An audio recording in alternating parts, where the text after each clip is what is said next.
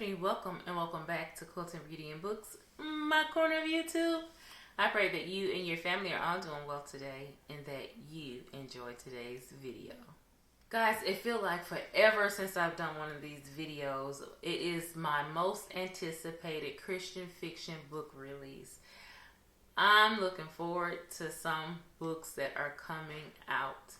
As you know, I purchase most of my books from Christian bookstores, so I'll be using their website to tell you about the books. And I also received my Fiction Spring 2020 booklet where I'll be showing videos of me going through this book and marking which books that I plan on getting. Okay? But back to the new releases. Okay, I'm going to be putting pictures up here of the books that I plan on purchasing or being gifted. Don't be bound, y'all, because I'm good ground, okay? The first book out of the main releases is called The Water Keeper, and it is by Charles Martin. Product description reads: a retired priest, Murphy Shepherd, lives alone on an island tending the grounds for a church with no parishioners. But when his best friend dies and asks Murphy to scatter his ashes on the other side of the world, he takes off on his boat to carry out his friend's wishes. Along the way, he meets a dance instructor named Summer, who is in search for her daughter. She believes she was abducted into the world of trafficking. As they search for Angel, they discover a stowaway, and it's not coincidence that he chose Murphy's boat. There is more than it first seems, but memories have long compelled him to keep the truth hidden. The next book, I thought this cover was really, really cute. And then when I read the synopsis of it, I was like, oh, I gotta get it. And that is the book of Literature and Lattes, and it is by Catherine Ray. The product description reads: unemployed, broke, and under FBI investigation, Alyssa Harrison reluctantly returns to her hometown to regroup. Jeremy Mitchell has recently moved there and opened his own coffee shop, but the business is hemorrhaging money. When he meets Alyssa, he asks for her help and hopes something more will develop. With assistance from the town's quirky residents, could it? The next book is Nothing. The month of May. Those are only 2 books for the month of May. Now, I'm going to tell you, it's a lot of Amish books for the month of May. And I referred you guys to my blog when I told you guys a little bit about Hester on the Run, how I was removing that one from my collection. And that is because it hit up against too many triggers for me. And I decided that I had my fill of the Amish genre. Now, unless someone can tell me, can be convincing. You hear me? It gotta be convincing for me to try another Amish read. Until then, it's just not gonna happen. Okay, let's see. For the month of June, I have an honorable mention in the month of June. I don't plan on buying the book. I just love the cover, and that's not enough for me to buy it anymore. But the cover is adorable, and it's this cover, and it's called The Woman in the Green Dress by T. Cooper. Oh, the cover is just so cute. The first book that I'm interested in for the month of June is called Faith, and it is the first book in the Brides of the West series, and it is by Lori Copeland. Lori Copeland. This book reminds me of, let's see, Gunsmoke,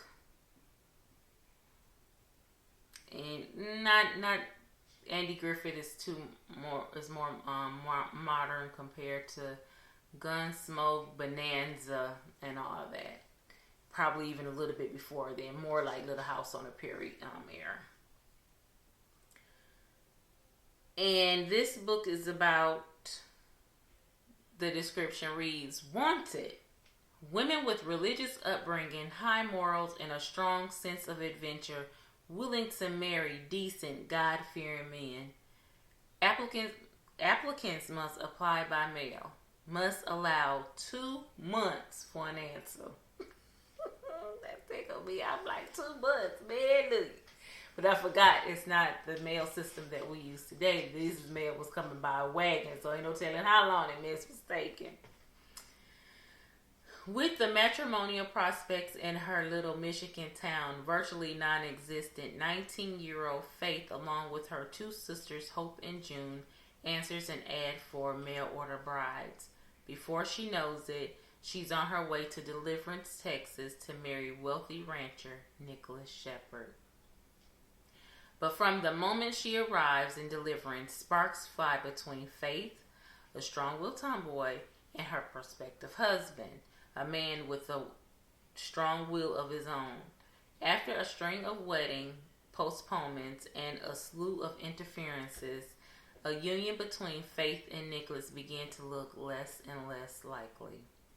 In the meantime, Faith and Nicholas are beginning to care for each other, but is their matching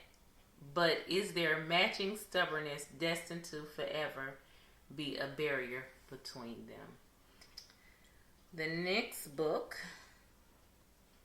is called The Summer House, and it is by Lauren Denton. Very cute cover. Y'all, these synopses are getting just a little bit too long. And I shouldn't be talking because I can't tell you. I wish I can do a book review in like 2 to 3 minutes. That is my goal.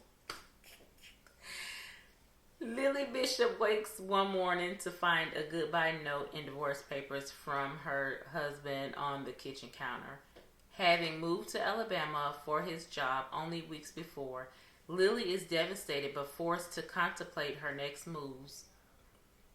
Her next steps. Where to get moves from. Her next steps when she sees a flyer at the grocery store for a hairstylist position in a local retirement community. Rose Kerrigan built the small retirement village of Safe Harbor years ago, just before her husband ran off with his assistant. Now she runs a tight ship, making sure the residents follow her strict rules. Rose keeps everyone at arm's length, including her own family, but when Lily shows up asking for a job and a place to live, Rose's cold exterior begins to thaw. Lily and Rose form an unlikely friendship, and Lily's saloon soon becomes the place where residents share town gossip as well as a few secrets of their own. Lily even finds herself drawn to Rose's nephew Rollins, a single dad and shrimper who's had some practice at starting over, and one of the residents may be carrying a torch for Rose as well. Neither Lily nor Rose is where they expect to be, but the summer makes them both wonder if there is more to life and love than what they've lived so far. The Summer House weaves Lauren Denton's inviting southern charm around a woman's journey to find herself. Okay. The next book is is called Afraid of the Light, and it is by Cynthia Ruchti, Ruchti. The cover is here. Very cute. The back cover reads, clinical psychologist Camille isn't put off by the lifestyle of her hoarding clients. After all, she lost her mother to a crippling anxiety disorder. Now she's trying to help others through her Let in the Light podcast. But as her audience increases, so does Camille's stress level. Who will help her while she tries to rescue others? And I think that's it for my June releases. There is another book that I might be interested in, but I am 100% not sure yet. Hold on 1 second. Yeah, no. Now onto the month of July releases. There's only 2 books that I'm interested in, and the first one is called Under Scottish Stars, and it is by Carla Loreno. The back cover reads, or the description reads, recently widowed Serena McDonald Stewart focuses on her children to the exclusion of her career, her art, and her sanity. When her brother asks her to oversee the family guest house on the Isle of Skye, it's a chance to dust off her long ignored business skills and make a new start. But her hopes for a smooth transition are dashed when the hotel manager, Malcolm Blake, turned out to be irritating, condescending, and incredibly attractive. Malcolm Blake gave up everything, his home, his girlfriend, and his career to return to Skye and raise his late sister's teenage daughter. With few job opportunities available on the island, he signs on as the manager of the McDonald Family Hotel, which he's soon running successfully without interference from the owners. Well, that is until Serena shows up, challenging his authority and his conviction that there's nothing missing from his new life on Skye. Before long, Serena and Malcolm have to admit the spark between them is more than mere irritation. But as single parents, there's more on the line than their own hearts. Will their commitment to family be the thing that draws them together, or the only thing that could keep them apart? And the final book is called Honeysuckle Dreams, and it is by Denise Hunter. And the product description reads, when Sam's rich grandparents decide they want custody of the child, Brady knows he's in for the fight of his life. Brady's attorney tips him off that one major change would virtually assure him of winning guardianship of baby Sam at the final hearing, the stability of an impending marriage. And his friend Hope is willing to step in as his fiancé. Only problem is Hope Daniels had been offered her dream job in Atlanta. Unfortunately, her arrangement with Brady requires her presence in Copper Creek, and she is faced with missing the chance of a lifetime or standing in the way of a friend's dream. Both Hope and Brady would give their lives for the beautiful Sam, but can they give their trust to one another? Guys, that is it for my anticipated ones. So what you're about to see now is some snippets of me going through this handy dandy booklet, trying to choose which books that I will be purchasing for my next upcoming haul. I do know they're saying on the website that the shipments will be delayed for more information, so there's no telling when I'll be getting these books, but they will be ordered.